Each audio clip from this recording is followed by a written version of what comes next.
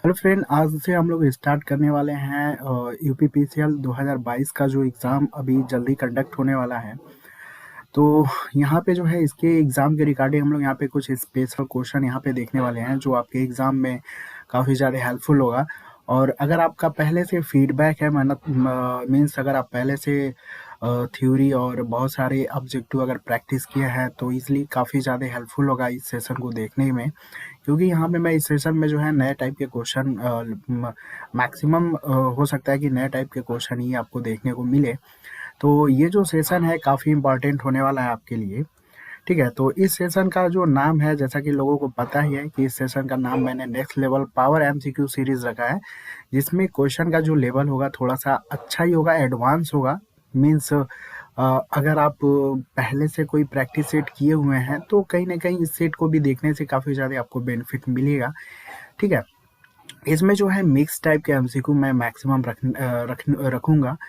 और जो आज के टाइम में एग्ज़ाम में बन रहा है जैसे कि इलेक्ट्रॉनिक से ज़्यादा एमसीक्यू हो रहा है, आपका पावर सिस्टम से है। ठीक है, जिस लेवल के एमसीक्यू आपके बन रहे हैं उससे रिलेटेड जो है एमसीक्यू मैं यहाँ पे देने की कोशिश करूँगा।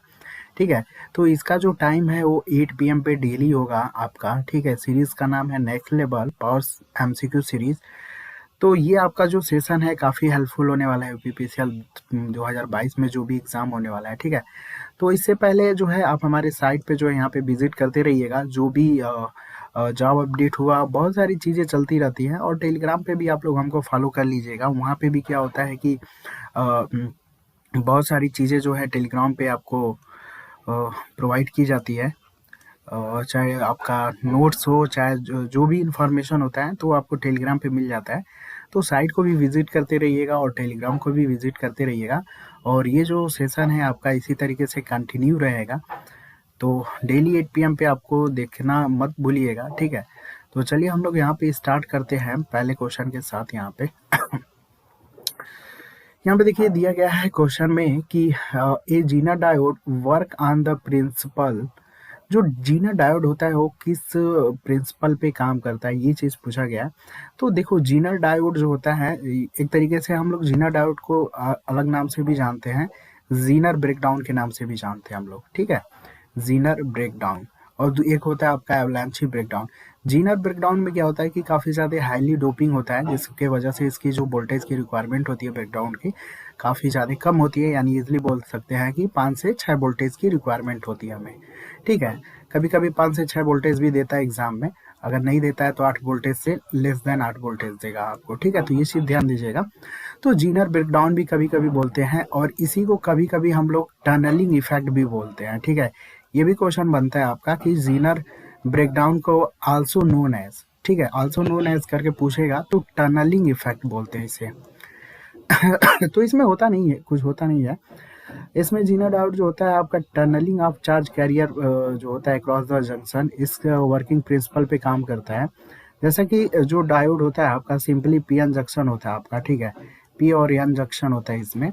और इसको जैसा कि पता है कि आपको जीना डायोड जो होता है हम रिवर्स बायस में ही ज़्यादा ऑपरेट करते हैं। तो पी को निगेटिव साइड से कनेक्ट करते हैं और एन को जो हम लोग करते हैं किससे, पॉजिटिव साइड से कनेक्ट। तो ये रिवर्स बायस में ऑपरेट होता है। ठीक है, तो इसमें होता क्या है कि इसमें जो होता है आपका जो रिवर्स बायस होता है, जैसे ही जैसे हम रिवर्स बायस का जैसे डोपिंग कॉन्सेंट्रेशन बढ़ा दिया और रिवर्स बायस में अगर हम लोग वोल्टेज इंक्रीज करते हैं, बढ़ाते जाते हैं, तो अचानक ब्रेक डाउन हो जाता है और करंट आपका इजीली इंक्रीज हो जाता है। ठीक है, तो उस कंडीशन में रिवर्स बायस में जो आपका होता है जो आपका, तो सिंपली ये हम समझ सकते हैं कि जैसे रिवर्स बायस में इसे हम करते हैं और इलेक्ट्रिक फील्ड अप्लाई करते हैं, यानी सप्लाई वोल्टेज अप्लाई करते हैं, तो इसमें जो होता है आपका जो माइनॉरिटी, जो फ्री माइनॉरिटी जो आपका इलेक्ट्रॉन होते हैं वो सडनली इंक्रीज हो जाते हैं। ठीक है, मेजॉरिटी कैरियर नहीं होते हैं, इस चीज़ को ध्यान दीजिएगा। क्योंकि रिवर्स बायस में होता है ना, तो माइनॉरिटी चार्ज कैरियर जो अचानक जो सडनली इंक्रीज होते हैं, जिसकी वजह से क्या होता है पी से लेके, यानी वैलेंसी जो टनलिंग जो प्रोसेस होता है इजली बैलेंसिंग बैंड यानी पी साइड से लेके आपका कंडक्शन बैंड एन साइड तक टनलिंग इफेक्ट होता है आपका। ठीक है, जो इलेक्ट्रॉन का होता है। तो इसमें हम लोग डोपिंग कॉन्सेंट्रेशन कितना रखते हैं, ये भी अगर क्वेश्चन बनता है यहाँ से, तो ईजिली जो होता है आपका 10 के पावर 14, 10 के पावर 15, ईजिली आप एक रेंज ले लीजिए। 10 के पावर 17 पे जो होता है वो आपका जो सेंटीमीटर माइनस क्यू में रिप्रेजेंट करते हैं डोपिंग कॉन्सेंट्रेशन को।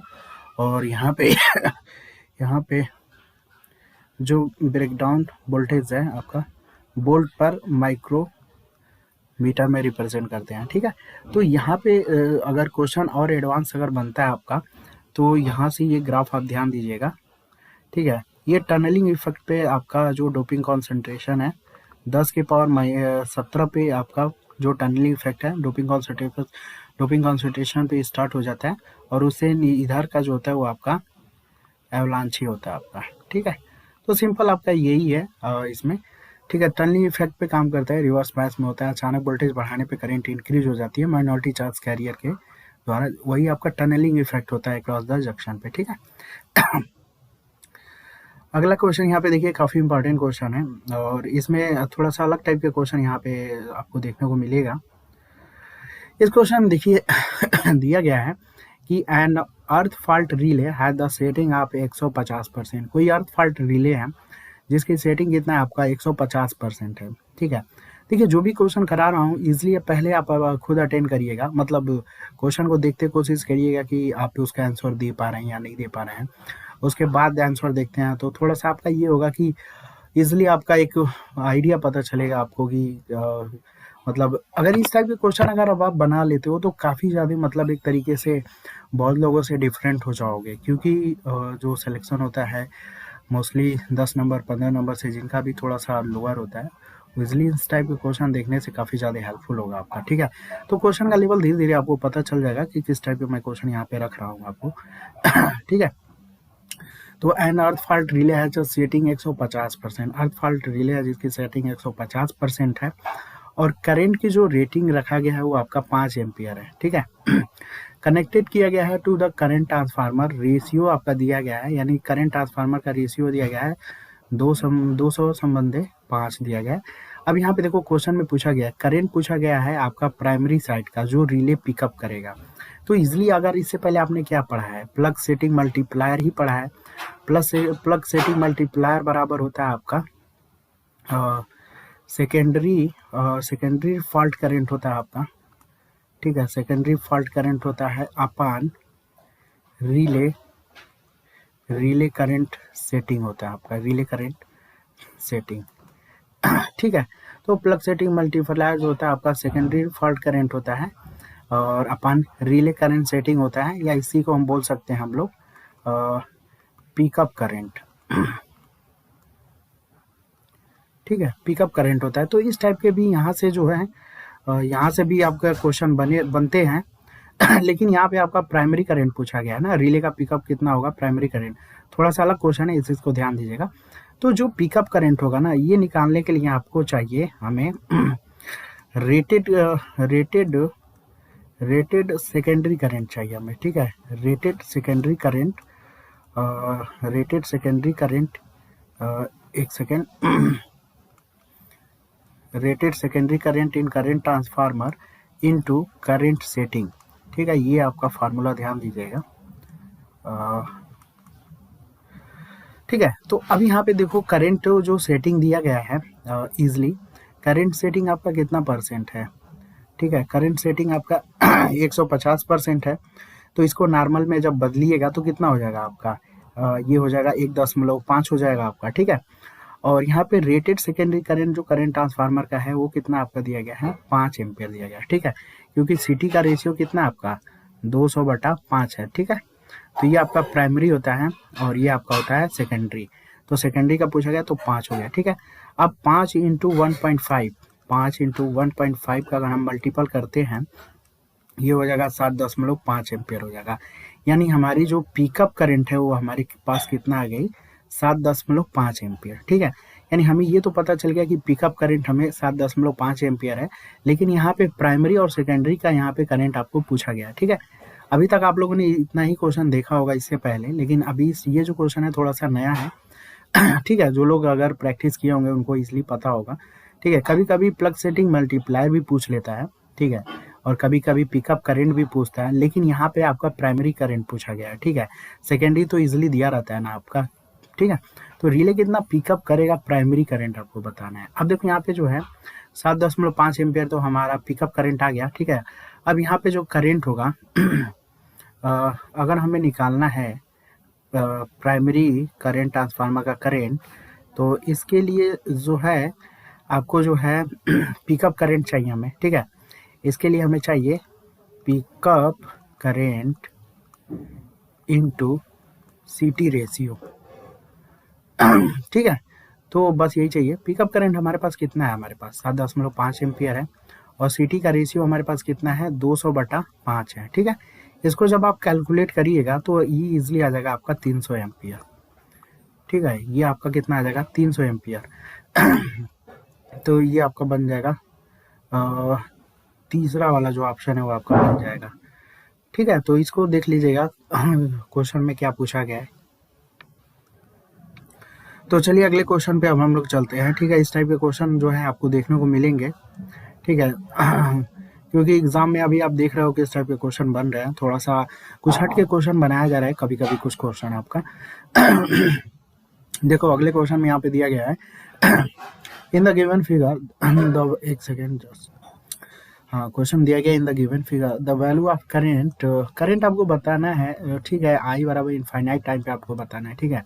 तो जहाँ पे देखो आर और यल का जो भी कंडीशन आता है, यानी इंडक्टर हो या कैपेसिटर हो, वहाँ पे ट्रांजिएंट का कंडीशन आ जाता है इजिली, ठीक है। तो यहाँ पे कोई स्विच व्यूच लगा नहीं है, तो इजिली कोई प्रॉब्लम वाली बात नहीं है, ठीक है।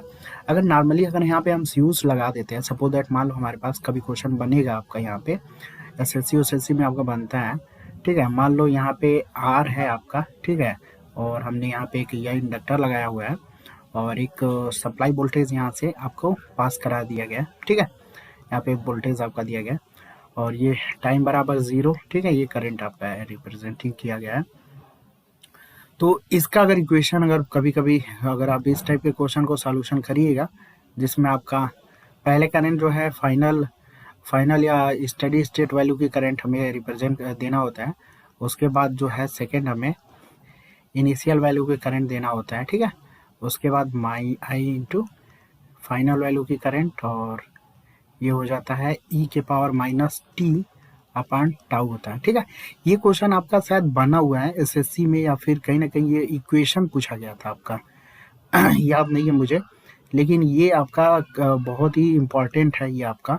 ये इक्वेशन पूछा गया था कि अगर आर और यल सीरीज में हो और स्विच के साथ हो, तो इसका इक्वेशन रिप्रेजेंट करिए, तो ये आपका इक्वेशन होगा, ठीक है।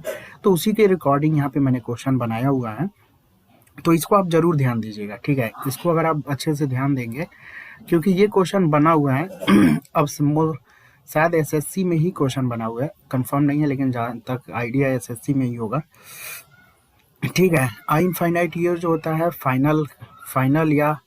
फाइनल बोलते हैं, या फिर इसे हम बोलते हैं स्टडी स्टेट वैल्यू करंट, ठीक है, स्टडी स्टेट वैल्यू करंट।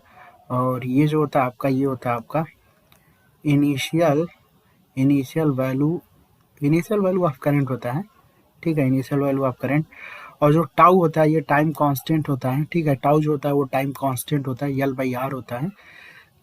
तो यहाँ पे देखो इंडक्टर जो होता है आपका, इजिली हमें पता है कि ये आपकी कौन सी सप्लाई है, DC, ठीक है। DC में फ्रीक्वेंसी क्या होती है आपका, 0 होता है ना। तो इंडक्टर जो होता है XL बराबर होता है ω/L होता है, यानी 2πf/L होता है आपका। तो यहाँ पे XL हुआ, ठीक है। तो करंट जो इंडक्टर में होती है ना, I बराबर होता है V/XL होता है, ठीक है। तो इजिली अगर फ्रीक्वेंसी 0 है तो इजिली हम बोल सकते हैं XL भी क्या होगा आपका, 0 होगा ना। अगर XL 0 होगा तो करंट क्या हो जाएगी आपकी, इनफाइनाइट हो जाएगी, ठीक है। क्योंकि 1/0 का मतलब क्या होता है आपका, इनफाइनाइट होता है, यानी करंट क्या होगी, ये आपकी इनफाइनाइट होगी। मतलब एक तरीके से इनफाइनाइट का मतलब क्या है, शॉर्ट सर्किट के जैसा बिहेव कर रहा है, ठीक है। अगर वही ओपन होता तो क्या होता, करंट आपकी 0 हो जाती, ठीक है। तो ये वाला कॉन्सेप्ट आपको इजिली पता चल गया होगा कि DC के कंडीशन में अगर इंडक्टर रहता है, ठीक है, तो वो शॉर्ट सर्किट के जैसे बिहेव करेगी, ठीक है। तो यहाँ पे क्या पूछा गया है, फाइनल या स्टडी स्टेट वैल्यू करंट यहाँ पे आपको रिप्रेजेंट करना है। तो यहाँ पे ये करंट पूछा गया है, तो यानी इस कंडीशन में क्या होगा, हमारा शॉर्ट होगा। शॉर्ट का मतलब करंट फ्लो होगी, अब करंट का मतलब इजीली आपको पता ही है भाई कि करंट का मतलब क्या होता है, आई बराबर वी अपन आर होता है ना। तो इजीली वोल्टेज आपको दिया गया है, तो वोल्टेज कितना है आपके पास, 12 वोल्टेज है, तो वोल्टेज आप ले लो। और रेजिस्टेंस आपका कितना दिया गया है, 1 किलो ओम रेजिस्टेंस दिया गया है, ठीक है। तो इसे आप ले लो 1000, और इसके बाद बस डायरेक्ट यही आपका आंसर निकालना था। तो इसका आंसर जो होगा आपका चौथा वाला ऑप्शन हो जाएगा। तो इस टाइप के क्वेश्चन जरूर आप बनाइएगा, ठीक है। क्वेश्चन का लेवल हार्ड नहीं है, ठीक है। बहुत ही सोच समझ के क्वेश्चन मैं रखता हूँ जो एग्जाम ओरिएंटेड आपका होता है, ठीक है। तो इस टाइप का प्रैक्टिस करते रहिएगा, और मोस्टली ये भी बहुत ज़रूरी है कि इस टाइप के और क्वेश्चन यहाँ से उठते हैं क्या है, ठीक है। इसको भी आपको प्रैक्टिस करते रहना है आपको यहाँ पे, ठीक है। अब यहाँ पे चलते हैं अगले क्वेश्चन की तरफ। अगला क्वेश्चन यहाँ पे दिया गया है, the torque speed characteristic repulsion induction motor resemble which of the following DC motor characteristic, ठीक है। तो यहाँ पे जो टार्क और स्पीड के जो कैरेक्टरिस्टिक है हमारी, जो रिपल्सन इंडक्शन मोटर जो होता है उसकी जो टार्क और स्पीड के जो कैरेक्टरिस्टिक है वो किस टाइप के मोटर के डीसी मोटर कैरेक्टरिस्टिक से रिप्रेजेंट, मतलब सेम होगी एक तरीके से हम बोल सकते हैं ना। तो चलिए थोड़ा सा हम पहले रिपल्सन इंडक्शन मोटर को यहाँ पे देख लेते हैं। तो पहले मैं फिगर बना देता हूँ, ठीक है, वीडियो को रोक के, क्योंकि मैं नहीं चाहता कि टाइम को लैग किया जाए, ठीक है, क्योंकि time is the most important. और आपने देखा भी होगा जो मेरा पेड कोर्स लिया हो या फिर जो भी लिए होंगे, तो टाइम को मैं काफ़ी ज़्यादा अहमियत देता हूँ। तो वीडियो को रोक के मैं पहले फिगर बना लेता हूँ, इसके बाद इजीली समझाने में थोड़ा सा आसानी होगी, ठीक है। तो ये है आपका रिपल्सन इंडक्शन मोटर का छोटा सा फिगर, ठीक है। तो यहाँ पे ये क्या है आपका, ये आपका ब्रश है, और ये जो आप सेगमेंट देख रहे हैं ये आपका कम्यूटेटर सेगमेंट है आपका, जो आपका डीसी मोटर में होता है, ठीक है। कम्यूटेटर सेगमेंट है, और यहाँ पे क्या होता है, एक कम्यूटेटर सेगमेंट हो गया, और ये जो है आपकी स्क्विरल केज वाइंडिंग है आपका, ये जो है जो आप ये देख रहे हो, ठीक है। ये आपका स्क्विरल केज वाइंडिंग है आपका, जो आपका रोटर में होता है आपका स्क्विरल केज वाइंडिंग है। और यहीं पे जो होता है एक और वाइंडिंग होती है, इसको मैं बना दे रहा हूँ, कुछ इस तरीके से होती है आपका, ठीक है। ये भी एक वाइंडिंग है जिसे हम लोग बोलते हैं कम्यूटेटेड वाइंडिंग या कम्यूटेटर वाइंडिंग, ठीक है। ये मैं अभी फिगर में बना रहा हूँ। तो ये क्या है भाई, ये आपका है कम्यूटेटर वाइंडिंग, ठीक है, या कम्यूटेटेड वाइंडिंग, कम्यूटेटेड वाइंडिंग। तो ये आपका फिगर है छोटा सा रिपल्सन इंडक्शन मोटर का, ठीक है। तो यहाँ पे मैं वर्किंग नहीं समझाने वाला हूँ, ठीक है, कुछ चीज़ें आपको यहाँ पे मैं बताता हूँ। रिपल्सन इंडक्शन मोटर से जो आपका किस डीसी मोटर कैरेक्टरिस्टिक को रिसेंबल करेगा ये, ठीक है, उस चीज़ को हम लोग यहाँ पे देखेंगे। तो यहाँ पे देखिए कुछ पॉइंट आपको बता रहा हूँ मैं रिपल्सन इंडक्शन मोटर से। तो रिपल्सन इंडक्शन मोटर जो होता है, जो मैं पॉइंट बोलूँगा उस चीज़ को बहुत अच्छे से ध्यान दीजिएगा, क्वेश्चन वहीं से वन लीनियर का फॉर्म में आपका क्वेश्चन बन जाता है, ठीक है। तो जो वर्ड मैं बोलने वाला हूँ उसको ध्यान से सुनिएगा। रिपल्सन इंडक्शन मोटर में देखिए जो स्टेटर वाइंडिंग होता है वो सिंगल फेज का होता है, ठीक है, सिंगल फेज का स्टेटर वाइंडिंग होता है, और सिर्फ एक ही वाइंडिंग होता है स्टेटर में, इस चीज़ को ध्यान दीजिएगा, ठीक है। लेकिन वही अगर रोटर की बात की जाए तो यहाँ पे दो टाइप की वाइंडिंग होती है। जो आपका एक कौन सी वाइंडिंग है, एक स्क्विरल केज वाइंडिंग है, और एक आपका कम्यूटेटेड वाइंडिंग है आपका, ठीक है। तो इसमें क्या होता है, जो इनर वाइंडिंग होती है ना, जो स्क्विरल केज वाइंडिंग होती है, ये परमानेंटली शॉर्ट सर्किट होता है, इस चीज़ को ध्यान दीजिएगा, ठीक है। ये आपका परमानेंटली शॉर्ट सर्किट होता है, इस चीज़ को ध्यान दीजिएगा। और जो इनर वाइंडिंग होता है स्क्विरल केज जो होता है आपका, और ये रोटर के जो बार होते हैं उसे मतलब परमानेंटली शॉर्ट सर्किट होता है। और जो आउटर वाइंडिंग है, मतलब ये जो कम्यूटेटेड वाइंडिंग है, ये जो होता है आपका आउटर वाइंडिंग, इसे कम्यूटेटेड वाइंडिंग भी बोलते हैं, और कभी कभी इसे रिपल्सन वाइंडिंग इसी को बोला जाता है कभी कभी, ठीक है। कम्यूटेटर या रिपल्सन वाइंडिंग होता है, जो सिमिलरी से लिख लीजिएगा यहाँ पे, ठीक है। इसे रिपल्सन भी कभी कभी बोलते हैं हम लोग। ये सिमिलरली आपका जो डीसी मशीन और आर्मेचर, डीसी मशीन में जो आर्मेचर की वाइंडिंग होती है ना, वैसे ही हम लोग इसको बनाते हैं, ठीक है। तो ये ध्यान दीजिएगा, डीसी मशीन में जो आर्मेचर की जो वाइंडिंग होती है, डीसी मशीन में जो आर्मेचर की वाइंडिंग होती है, सेम आपका मतलब सिमिलर होती है, सेम बनाते हैं हम लोग उसी टाइप का, ठीक है। तो जब मोटर को स्टार्ट करते हैं स्क्विरल केज वाइंडिंग के थ्रू स्टार्ट होता है यहाँ पे जो है इसका रिएक्टेंस ज़्यादा होता है, और इसका जो रिएक्टेंस है स्क्विरल केज वाइंडिंग का कम होता है, ठीक है। तो ये चीज़ है आपका यहाँ पे। तो जब मोटर स्टार्ट करते हैं स्क्विरल केज वाइंडिंग से, तो जिसमें हाई रिएक्टेंस की वजह से यहाँ पे कोई इफेक्ट नहीं पड़ता है, ठीक है। और यहाँ पे जो है मोटर स्टार्ट हो जाता है रिपल्सन के थ्रू यहाँ पे, ठीक है, क्योंकि स्क्विरल केज का जो रिएक्टेंस होता है कम होता है और आपका इसका रिएक्टेंस होता है वो ज़्यादा होता है। इसलिए अगर हम बात करते हैं, देखो जब मोटर नॉर्मली स्पीड पे आती है यहाँ पे, रिपल्सन इंडक्शन मोटर, ठीक है, स्टार्ट तो आपका रिपल्सन के थ्रू होता है, रन जो होता है आपका इंडक्शन के थ्रू होता है। तो यहाँ पे जो मोटर स्पीड होते हैं, मतलब थोड़ा सा यहाँ पे इसका जो रोटर मूव करता है, तो उस कंडीशन में जो करंट होती है ना, वो अपर से लोअर साइड शिफ्ट हो जाती है, मतलब जो हाई रिएक्टेंस से लो रिएक्टेंस की तरफ शिफ्ट हो जाती है, क्योंकि इनर साइड का जो रिएक्टेंस होता है वो काफ़ी कम हो जाता है जो आपका स्क्विरल केज होती है। तो इस चीज़ को ध्यान दीजिएगा, करंट शिफ्ट हो जाती है high reactance to low reactance है, क्योंकि इनर साइड का जो रिएक्टेंस होता है वो आपका कम हो जाता है। ये पहला पॉइंट ध्यान दीजिएगा। दूसरा पॉइंट यहाँ पे जो है, मान लो अगर नॉर्मल स्पीड है इस मोटर की, तो इसमें जो दोनों वाइंडिंग हमारा लगा हुआ है, ये दोनों वाइंडिंग जो होता है आपका सेम एक तरीके से मतलब टॉर्क डेवलप करेगा आपका, ठीक है। जो आपका स्क्विरल केज और ये दोनों वाइंडिंग जो रोटर में है, वो आपका नॉर्मल स्पीड पे सेम टॉर्क को डेवलप करेगा, ठीक है। स्टार्टिंग टॉर्क जो होता है इसका कितना होता है, ये स्टार्टिंग टॉर्क जो होता है वो 2.5 से लेके 3 टाइम्स होता है इसका स्टार्टिंग टॉर्क, और इसकी जो स्टार्टिंग करंट होती है वो आपका होता है 3 से लेके 4 टाइम फुल लोड करंट का। ये सब पॉइंट ध्यान दीजिएगा मैं जो लिखवा रहा हूँ, ठीक है। अब यहाँ पे जो कम्यूटेशन होता है आपका इस मोटर का काफ़ी अच्छा होता है सभी स्पीड पे, चाहे no load type full load जो भी हो, ठीक है। इसमें अगर मान लो नो लोड स्पीड है, तो इसमें जो स्पीड होगी ना वो सिंक्रोनस स्पीड से थोड़ा सा ज़्यादा होगी, मतलब समझो, जैसे डीसी सीरीज मोटर में नो लोड पे तो काफ़ी डेंजरस स्पीड होती है, लेकिन यहाँ पे क्या नो लोड पे जो स्पीड होगी ना सिंक्रोनस से थोड़ा सा एवब होगी, और नॉर्मल अगर मान लो काफ़ी ज़्यादा लोड है तो सिंक्रोनस से थोड़ा सा डाउन होगी, ठीक है। यानी नो लोड पे नो लोड करंट अगर होती है तो मतलब यहाँ पे क्या होगा कि, तो यहाँ पे ये होगा, थोड़ा सा एक चीज़ ध्यान दीजिएगा, ये बहुत इंपॉर्टेंट पॉइंट बोलना है मुझे, थोड़ा सा ये ध्यान दीजिएगा। क्योंकि यहाँ पे क्या होगा कि अगर मान लो नो लोड है, नो लोड पे इस मोटर को ऑपरेट करते हो, ठीक है, तो इसकी जो स्पीड होगी ना, इसकी स्पीड सिंक्रोनस से एबव होगी नो लोड की कंडीशन में, ठीक है। नो लोड पे जो इसकी स्पीड होगी वो आपका एबव होगा सिंक्रोनस स्पीड पे, लेकिन नॉर्मल के कंडीशन में क्या होगा, नॉर्मल अगर रन कर रहा है ना, तो इसमें जो इसकी स्पीड होगी वो सिंक्रोनस से कम होगी इसकी, ठीक है। यानी इजिली अगर अगर बात किया जाए कि नो लोड पे जो इसकी करंट होगी ना वो काफ़ी ज़्यादा हाई होगी। नो लोड पे करंट क्या होगी, काफ़ी ज़्यादा हाई होगी, और नॉर्मल मतलब नॉर्मल करंट या फुल लोड करंट से भी ज़्यादा होगी। तो इस चीज़ को ध्यान दीजिएगा, कितना ज़्यादा होगा, वही मतलब इजिली बस वही 3 से लेके 4 टाइम्स होगा आपका, ठीक है। तो इसमें ज़्यादा कुछ नहीं है, आपका यही सब पॉइंट है। बाकी इसका जो टार्क और स्पीड की कैरेक्टरिस्टिक, अगर हम यहाँ पे स्पीड और यहाँ पे टार्क को रिप्रेजेंट करते हैं, तो ये कुछ इस टाइप का होगा आपका कैरेक्टरिस्टिक।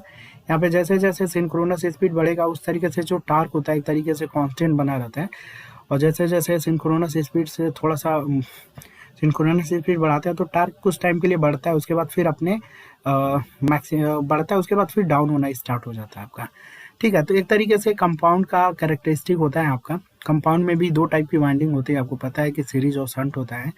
तो यहाँ पे भी क्या होता है कि नो लोड पे जो इनकी स्पीड होती है वो इनफाइनाइट नहीं होती है, इंटरमीडिएट के लिए भी हम यूज़ कर सकते हैं इसको। तो वही चीज़ है, कैरेक्टरिस्टिक से आप यहाँ पे रिप्रेजेंट कर सकते हो कि जैसे जैसे अगर इसकी सिंक्रोनस स्पीड अगर बढ़ती है, मतलब अगर नो लोड का कंडीशन है, ठीक है, नो लोड का कंडीशन है और सिंक्रोनस स्पीड मान लो बढ़ाते जाते हैं, तो टार्क कुछ टाइम तक क्या होगा, कांस्टेंट बना रहता है, लेकिन सीरीज में नहीं होता है, सीरीज शंट सब में नहीं होता है ना, कंपाउंड में ऐसा ही आपका पॉसिबल है आपका। तो नो लोड के कंडीशन में क्या होगा, इसकी जो स्पीड होगी वो सिंक्रोनस से ज़्यादा होगी, जैसा कि मैंने बताया है इस वाले पॉइंट में, ठीक है, और नो लोड पे करंट भी काफ़ी ज़्यादा होगा। ठीक है, तो नो लोड पे जो स्पीड होगी वो ज़्यादा होगी, जिसके वजह से जो टार्क होगा इस रिपल्सन इंडक्शन मोटर का वो थोड़ा सा कांस्टेंट बना रहेगा कुछ टाइम के लिए, लेकिन जैसे ही नॉर्मल अगर इसकी स्पीड आती है तो उस कंडीशन में जो सिंक्रोनस स्पीड और अगर आप बढ़ाते जाते हो तो टार्क कुछ टाइम के लिए बढ़ेगा, फिर उसके बाद अचानक गिरना स्टार्ट हो जाएगा। तो ये आपका कंपाउंड मोटर का कैरेक्टरिस्टिक और रिसेंबल करता है आपका, ठीक है। तो जो पॉइंट मैंने बताया उस चीज़ को ध्यान दीजिएगा, बाकी और कुछ नहीं है आपके यहाँ पे।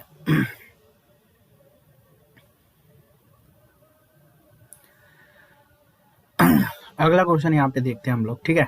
क्वेश्चन देखो दिया गया है, if the generating station capacity increase 10 mega volt ampere to 20 mega volt ampere. अगर मान लो कोई जनरेटिंग स्टेशन की कैपेसिटी है, अगर हम उसे 10 मेगा वोल्ट एम्पियर से अगर हम उसकी कैपेसिटी को इंक्रीज करते हैं 20 मेगा वोल्ट एम्पियर, तो उसमें जो रेटिंग जो रिक्वायरमेंट होगी सर्किट ब्रेकर की जो रेटिंग होगी वो क्या होगी, ठीक है।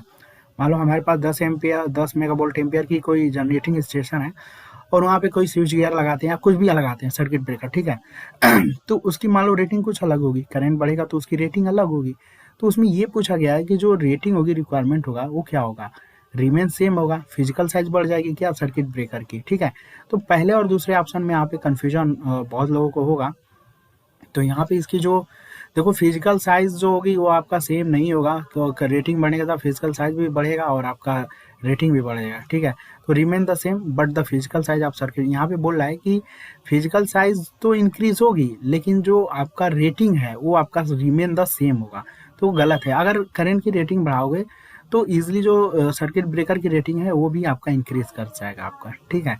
और फिजिकल साइज जो होता है आपका, जो फिजिकल जो साइज होता है वो कम्पैक्ट को बनाने के लिए आप इजीली यूज़ कर सकते हो। जैसे कि अगर इलेक्ट्रॉनिक साइज, अगर आपका स्विच गियर अगर इलेक्ट्रॉनिक्स टाइप का सर्किट ब्रेकर है, ठीक है, इजीली यहाँ पे तो दिया नहीं है, तो उस कम्पैक्ट बनाने के लिए फिजिकल साइज छोटा होता है या नॉर्मल ही होता है, हम लोग ज़्यादा बड़ा रख नहीं सकते हैं, ठीक है, क्योंकि मैकेनिकल वर्क वहाँ पे करना होता है तो इजीली वहाँ पे भी एरर आ जाएंगे, ठीक है।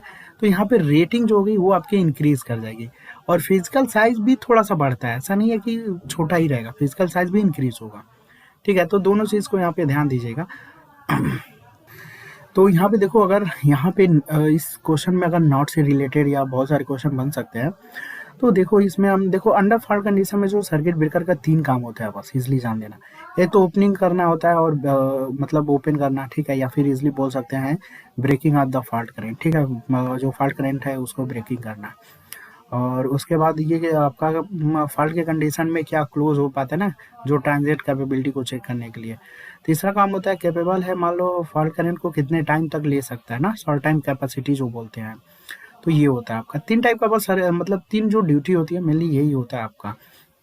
अब यहाँ पे देखो मान लो अगर पूछ ले क्वेश्चन कि इसमें से कौन सा नहीं है, इस टाइप से अगर क्वेश्चन पूछा जाता है तो रेटिंग जो होता है सर्किट ब्रेकर का किस किस टाइप की रेटिंग होती है, थोड़ा सा हम एक बार नज़र मार लेते हैं, ठीक है।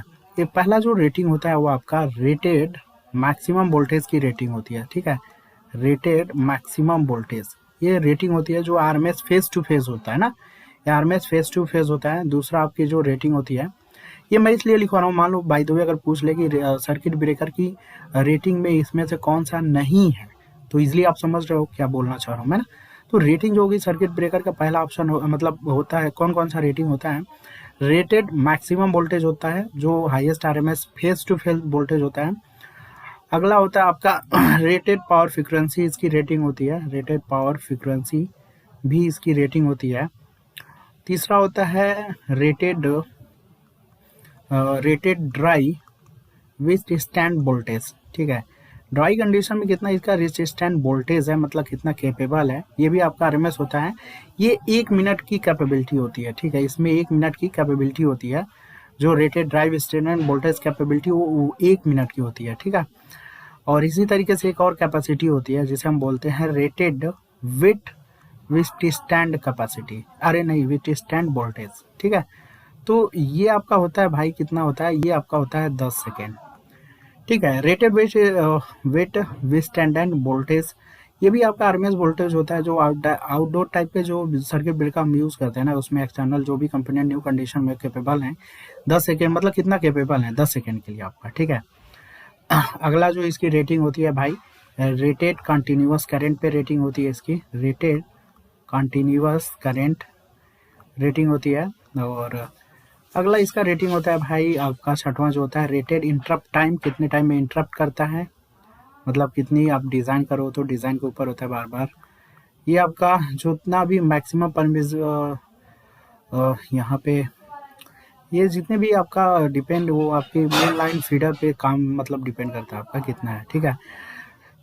और यहाँ पे आपका रेटेड शॉर्ट सर्किट पे आपकी रेटिंग होती है, ठीक है। सातवां रेटेड मतलब रेटेड शॉर्ट सर्किट करंट की रेटिंग होती है। आठवां लिख लीजिए, इसमें एसिमेट्रिकल इंटरप्ट कैपेबिलिटी, ये भी आपकी एक रेटिंग होती है। एसिमेट्रिकल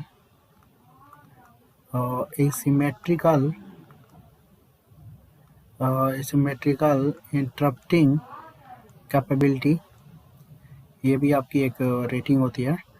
और 9वां लिख लीजिएगा, ये आपका होता है आपका rated closing and latching capability. ठीक है, rated closing and latching capability ये आपका होता है, जो आपका ये होता है rated closing and latching capability, जिसमें आपका मैक्सिमम जो होता है देखो 10वां लिख लो आपका रेटेड शॉर्ट टाइम करेंट। ठीक है, रेटेड शॉर्ट टाइम करेंट होता है आपका। और लास्ट है आपका मैक्सिमम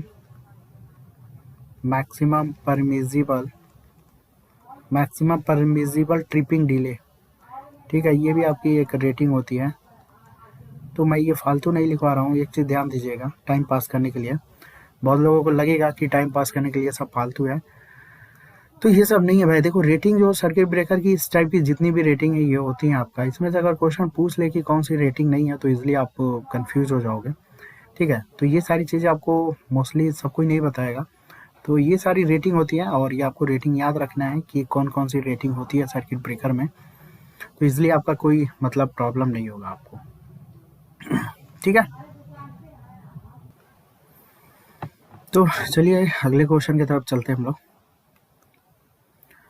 देखिए अगला क्वेश्चन यहाँ पे दिया गया है, just one second. The measure value of the volt meter is 20 voltage. ठीक है, जो मेजर वैल्यू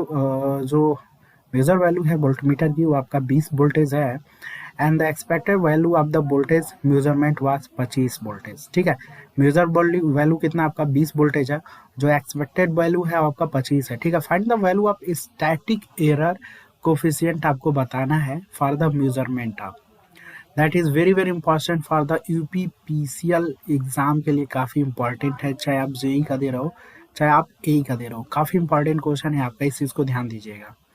तो ये आई थिंक बहुत लोगों ने इस टाइप के क्वेश्चन बनाए होंगे, लेकिन मोस्टली बहुत लोगों ने नहीं भी बनाए होंगे इस टाइप के क्वेश्चन। ठीक है, तो मैंने पहले ही बोला था कि जो भी क्वेश्चन रखा जाएगा काफ़ी अच्छा रखा जाएगा, न्यू टाइप के जो होंगे आपके क्वेश्चन रखे जाएंगे। ठीक है, तो यहाँ पे देखो पूछा गया है find the value of the static error coefficient, आपको यहाँ पे पूछा गया है। ठीक है, तो यहाँ पे सबसे पहले हम फार्मूला बता देते हैं। एक फार्मूला होता है आपका एब्सोल्यूट एरर। ठीक है, इसे रिप्रेजेंट करते हैं भाई इस फॉर्म में, तो ये भी ध्यान दीजिएगा ना, एब्सोल्यूट एरर को डेल ए से रिप्रेजेंट करते हैं, ये होता है आपका मेजर वैल्यू। ठीक है, तो ये आपका होता है measure value minus true value. ठीक है, measure value minus true value होता है। ये एब्सोल्यूट एरर हुआ। अब देखो यहाँ पे जो पूछा गया ना, ये आपका क्वेश्चन पूछा गया स्टैटिक एरर कोफिशिएंट, थोड़ा सा घुमा दिया गया आपका। ठीक है, स्टैटिक एरर कोफिशिएंट पूछा गया है, तो ये होता है, इसे रिप्रेजेंट करते हैं डेल सी से। ठीक है, ये होता है स्टैटिक एरर कोफिशिएंट होता है माइनस डेल ए, मतलब एब्सोल्यूट एरर का उल्ट, मतलब इसके समझ होंगे आप। ठीक है, जो स्टैटिक एरर कोफिशिएंट को रिप्रेजेंट किया जाता है माइनस एब्सोल्यूट एरर से, तो यही आपको पूछा गया है स्टैटिक एरर कितना होगा।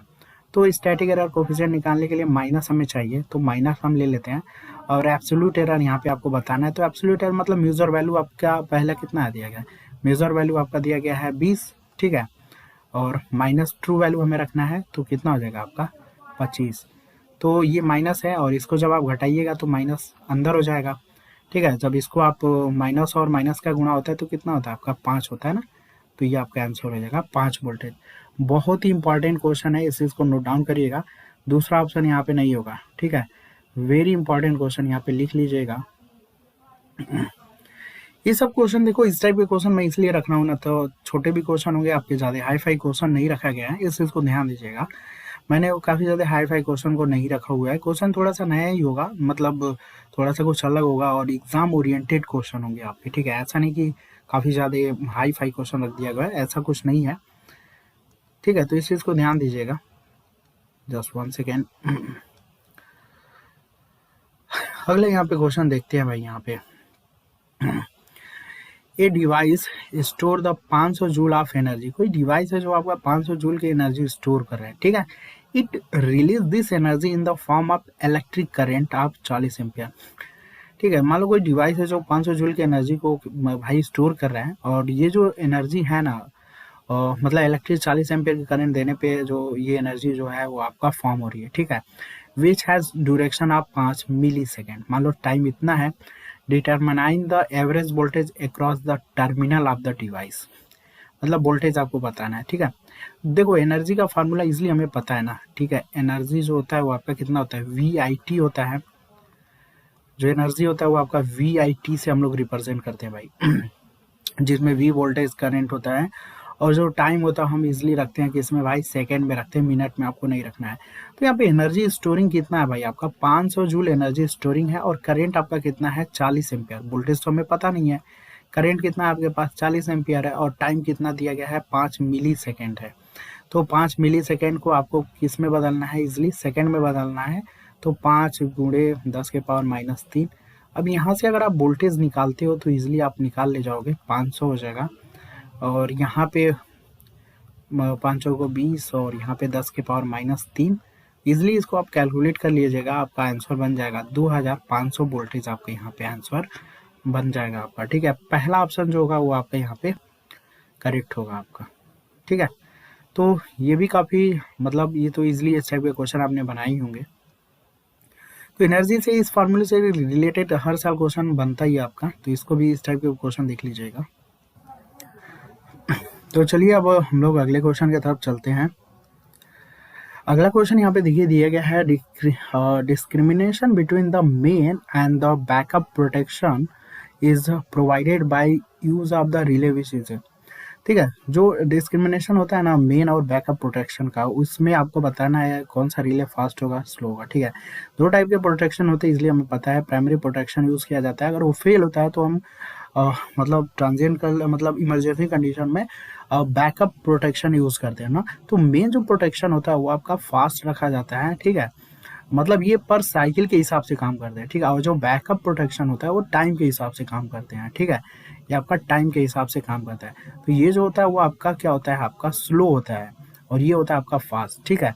तो इसके बीच में जो डिस्क्रिमिनेशन बताना है मेन और बैकअप प्रोटेक्शन जो प्रोवाइडेड करते हैं रिले से, ये आपका स्लो होता है आपका, ठीक है। तो बैकअप प्रोटेक्शन स्लो होता है भाई, और जो मेन प्रोटेक्शन वो यूज़ करते हैं हम लोग वो फास्ट होता है, ठीक है। तो ये आपका ध्यान दीजिएगा, स्लो होता है भाई। अगला क्वेश्चन देखते हैं हम लोग। देखो ये जो क्वेश्चन है काफ़ी इंपॉर्टेंट क्वेश्चन है। ये भी कुछ अलग टाइप के क्वेश्चन आपको यहाँ पे रखा गया है। डीसी मोटर से अब वो टाइम नहीं है कि E = P5 ZN 60/E से क्वेश्चन EMF से क्वेश्चन पूछे।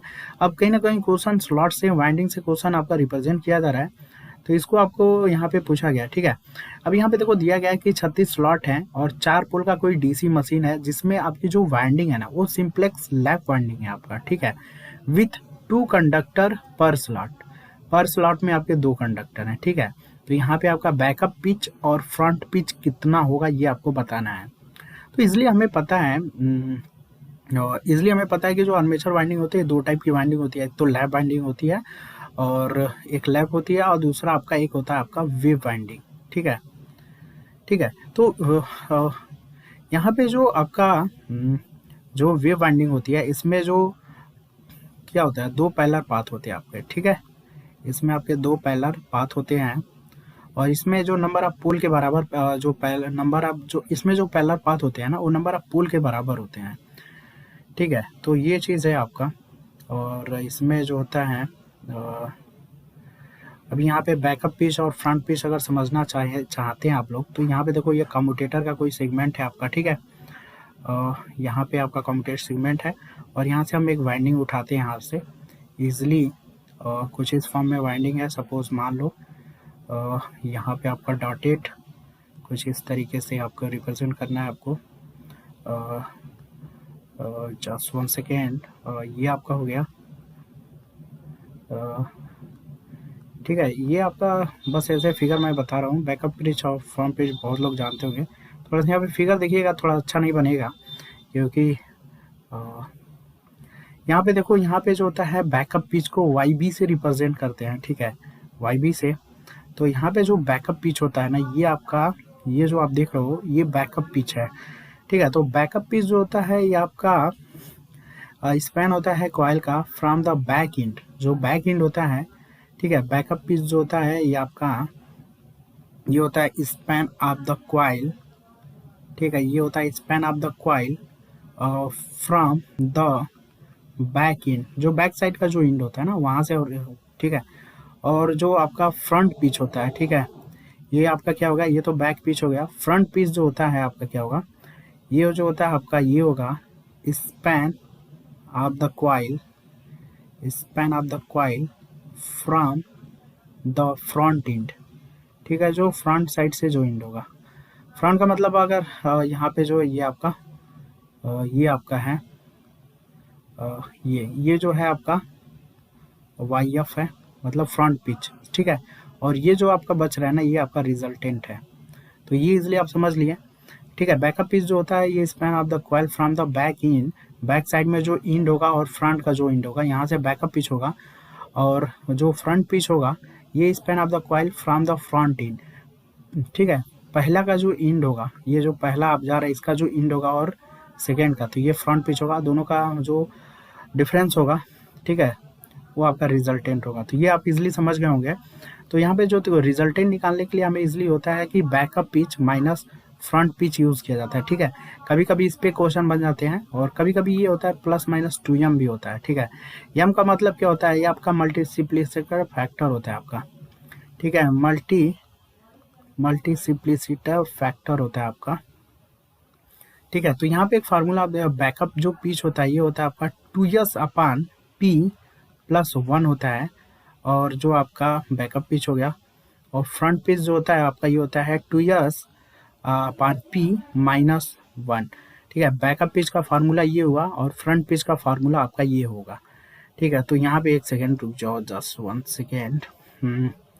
यहाँ पे जो यस होता है ना वो आपका स्लॉट है, ठीक है। यस जो होता है ये आपका क्या है, यस जो होता है आपका ये आपका नंबर ऑफ स्लॉट, ठीक है, कितने टाइप मतलब कितने स्लॉट हैं।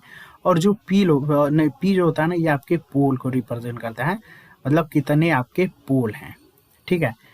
तो ये चीज़ है। और एक चीज़ ध्यान दीजिएगा, जो बैकअप पिच है और फ्रंट पिच कभी इक्वल नहीं होगा, ठीक है। वाई बी और वाई एफ जो होता है ए आर्ड सक्सेसफुल वाइंडिंग डिज़ाइन किया जाता है, ठीक है। ये जो होता है आपका art in successful, art in successful design किया जाता है आपका, ठीक है।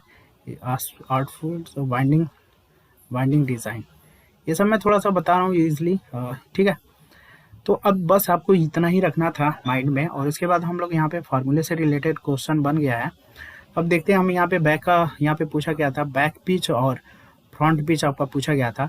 तो बैक पिच आपको निकालने के लिए यहाँ पे 2 चाहिए। एस का मतलब स्लॉट कितने हैं आपके पास, तो स्लॉट आपके 36 हैं, तो 36 हो जाएगा, ठीक है। नंबर ऑफ पोल कितना है, 4 है, तो -1, ठीक है। इजिली इसे करिएगा तो बैकअप पिच जो बनेगा वो आपका 19 बन जाएगा, ठीक है। और इसी से फ्रंट पिच अगर आप निकालना चाहेंगे तो फ्रंट पिच ये हो जाएगा आपका 2 इंटू, ये भी 36 हो जाएगा, इंटू 4 और -1, जस्ट 1 सेकेंड, ये +1 नहीं, हाँ ये आपका बैकअप पिच निकालने के लिए +1 होगा, सॉरी, फ्रंट पिच निकालने के लिए यहाँ पे -1 हो जाएगा। तो आपका आना 18 में से 1 जा 17, ठीक है, ये आ जाएगा आपका 17 और ये हो जाएगा आपका 19, ठीक है। तो इजिली आपका यहाँ पे आंसर क्या बना है, 19 और 17, मतलब कि यहाँ पे जो आंसर होगा आपका दूसरा ऑप्शन सही होगा, ठीक है, 19 और 17। तो ये भी क्वेश्चन बहुत ही इंपॉर्टेंट है, इस चीज़ को ध्यान दीजिएगा। क्वेश्चन में बस आपको जो है यहाँ पे स्लॉट दिया गया था और नंबर ऑफ पोल दिया गया था, ठीक है। यहाँ पे सिंप्लेक्स लैप वाइंडिंग को रिप्रेजेंट किया गया था, ठीक है। With in the two conductor थे पर स्लॉट में बैक पिच और फ्रंट पिच आपको बस यहाँ पे जो है बैक पिच और फ्रंट पिच निकालने के लिए हमें बस स्लॉट और पोल की ही रिक्वायरमेंट थी यहाँ पे, ठीक है। 2 कंडक्टर पर स्लॉट ये आपका दिया गया है, तो इसकी कोई रिक्वायरमेंट नहीं थी हमें, ठीक है। तो इसलिए हमने बस आपको फार्मूला याद रखिएगा, ठीक है। फ्रंट पेज का होगा आपका 2s अपान p -1, ठीक है। ये फार्मूला बहुत इंपॉर्टेंट है आपका, ये फार्मूले से आप बना सकते हो क्वेश्चन,